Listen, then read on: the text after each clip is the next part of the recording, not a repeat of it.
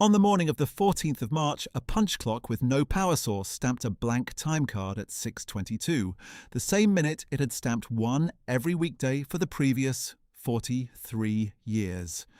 The vessel adhesives plant closed in the winter of 1981 when the last shift walked out through the loading bay on Kilner Road and never came back. The town of Ostrander grew up around it, and then quietly grew away from it.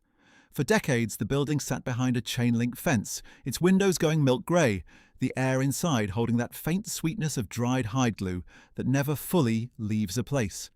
The environmental crew arrived under contract number EX-904. Their job was routine: catalogue asbestos, note structural failures, photograph everything before the wrecking equipment came.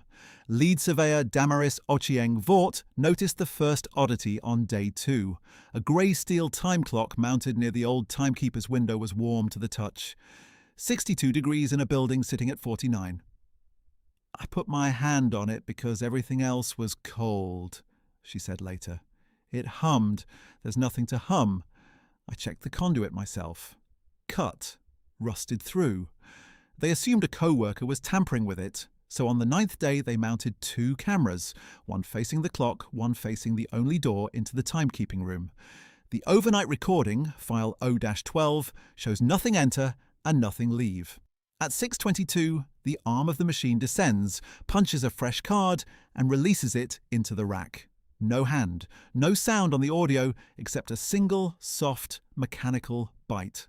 The filing cabinets held the rest, dozens of employee cards alphabetized belonging to people who had signed their exit paperwork in 81.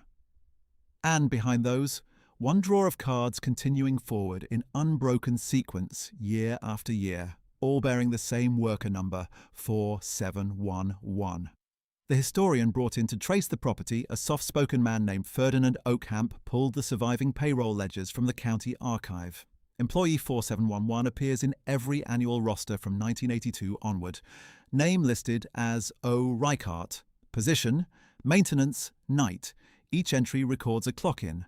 None records a clock out. The maintenance logs were worse in their ordinariness.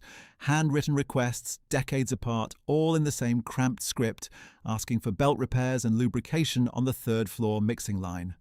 The 3rd floor was demolished for salvage in 1968, 13 years before the plant closed.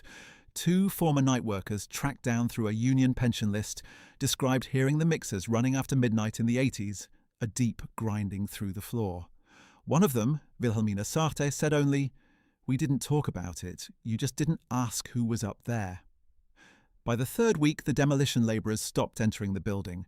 The company moved the schedule up, and a crew removed the time clock itself, sealing it in a padded crate for the environmental record. It went to a bonded evidence warehouse in Colburn County, 340 miles east, and was logged into a climate-controlled bay with no electrical access. It stamped a card the next weekday at 6:22. The warehouse staff found the fresh card on the concrete beneath the crate, which was still sealed with intact tamper tape. They have found one every weekday since.